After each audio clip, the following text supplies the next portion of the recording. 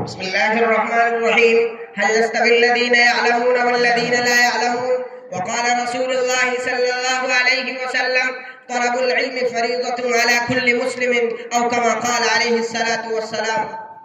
صدر محترم، بزرگان ملت اسلامیہ اور میرے نوجوان دوستوں، حضرات گرامی، تعلیم ایک قیمتی اور عظیم نعمت ہے جس کی بنا پر انسان کو انسان کہا جا سکتا ہے، اور جہاں تعلیم نہ ہو وہاں سے حیوانیت کی بو آتی ہے. اور یہی وجہ ہے کہ اسلام نے تعلیم پر بڑا زور دیا، اور قرآن کریم نے صاف طور سے بالکل وضاحت کے ساتھ اعلان کر دیا کہ یرفع اللہ الذین آمنوا منکم والذین اوتوا العلم درجات، یعنی رب العالمین تم لوگوں میں سے مومنوں کے اور ان لوگوں کے درجات کو بلند فرمائیں گے جو تعلیم سے آراستہ ہے. کہیں وہ فرمایا کہ هل يستوي الذين يعلمون والذين لا يعلمون، کیا اہل علم اور نا اہل علم برابر ہو سکتے ہیں؟ جس طرح ایمان اور کفر برابر نہیں ہو سکتے، جس طرح دھوپ اور سایہ برابر نہیں ہو سکتے، جس طرح بینا اور نابینا برابر نہیں ہو سکتے، جس طرح ظلمت اور نور برابر نہیں ہو سکتے، ٹھیک اسی طرح اہل علم اور نا اہل علم برابر نہیں ہو سکتے. یہی وہ علم ہے جس کی بنیاد پر انسان کو اشرف المخلوقات کے لقب سے نوازا گیا، اور اسی کی وجہ سے انسان حضرات گرامی، علم نبیوں کی میراث ہے. دولت فرعون و حامان کی دولت کی حفاظت انسان کو خود کرنی پڑتی ہے، مگر علم خود انسان کی حفاظت کرتا ہے. دولت انسان کو حیوان صفت اور علم انسان کو فرشتہ صفت بنا دیتا ہے.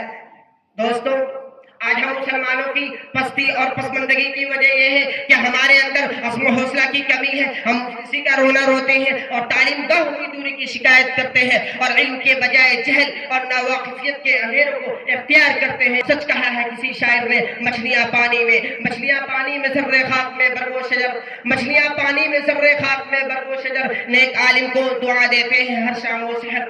اے اسلام پر تنقید کرنے والوں، ذرا سر اٹھا کر اسلامی تعلیمات کو دیکھو، اور ہم کھم ٹھوک کر کہتے ہیں اسلام کی جو پاکیزہ تعلیم ہے اس کی ادنا سی نظیر بھی کسی دوسرے مذہب اور دھرم میں نہیں مل سکتی. ذرا بتلائیے کوئی ہے مذہب جو یہ بتلاتا ہو جب بازار جاؤ ہاتھ میں ہتھیار ہو اس کی رخ کو نیچے کر لیا کرو، کہیں ایسا نہ ہو کہ تمہارے ذات سے کسی دوسرے کو تکلیف پہنچ جائے. کیا ہے کوئی مذہب جو یہ بتلاتا ہو اپنے پیروکاروں کو کہ جب تم راستے میں جا رہے ہو تکلیف دہ چیز پڑی ہو اس کو کنارے کر دو، کہیں ایسا نہ ہو تمہارے خدا کے کسی بندے کو ٹھوکر لگ جائے؟ لیکن افسوس آج دشمنان اسلام ہر طرح سے اسلام کو بدنام کرنے کی ناپاک کوششوں میں لگے ہوئے ہیں. کبھی جہاد کا مسئلہ اٹھاتے ہیں، کبھی آزادی نسواں کا نعرہ لگاتے ہیں اور الزام لگاتے ہیں کہ اسلام نے عورتوں کے ساتھ انصاف نہیں کیا. اٹھا کر دیکھیے تاریخ کو، تاریخ گواہی دے گی جس زمانے میں عورت کی پیدائش کو برا سمجھا جاتا تھا اور پیدا ہوتے ہی اسے زندہ ضرور کر دیا جاتا تھا، اس حالت میں آپ صلی اللہ علیہ وسلم نے ارشاد فرمایا: من ابتلی من هذه البنات فاحسن الیہن کن سترا من النار. جوان لڑکیوں کے ذریعے آزمائش میں مبتلا کیا گیا، اور وہ ان کے ساتھ اچھا سلوک کرے تو جہنم سے آڑ بچ جائے گی. یہ ہے اسلامی تعلیم. اس کے برعکس تم نے عورتوں کے مقام و مرتبہ کو گرا دیا، تم نے عورتوں کو شب محفل اور تاج بازار بنا دیا. اور ہم کہنا چاہتے ہیں ان ہزاروں سے جو یہ کہتے ہیں کہ اسلام نے عورتوں کی تعلیم کی طرف توجہ نہیں کی. اٹھا کر دیکھیے حدیث شریف کو: طلب العلم فریضۃ علی کل مسلم، یعنی ہر مسلمان مرد عورت پر علم حاصل کرنا فرض ہے، یعنی اسلام نے اسے ضروری قرار دیا. حضور صلی اللہ علیہ وسلم تو تشریف ہی اس لیے لائے تھے کہ آپ لوگوں کو تعلیم سے آراستہ کریں. ہم اتنا بتانا چاہتے ہیں کہ اٹھا کر دیکھیے حضرت ابراہیم علیہ السلام کی دعا کو آپ نے فرمایا تھا: ربنا وابعث فیہم رسولا منہم یتلو علیہم آیاتہ ویزکیہم ویعلمہم الکتاب والحکمہ. اے ہمارے پروردگار، ہم میں سے کوئی ایسا رسول بھیجیے جو ان کو تیری آیتیں پڑھ کے سنائے اور ان کے دلوں کو صاف کرے اور ان کو علم حکمت کی تعلیم دے.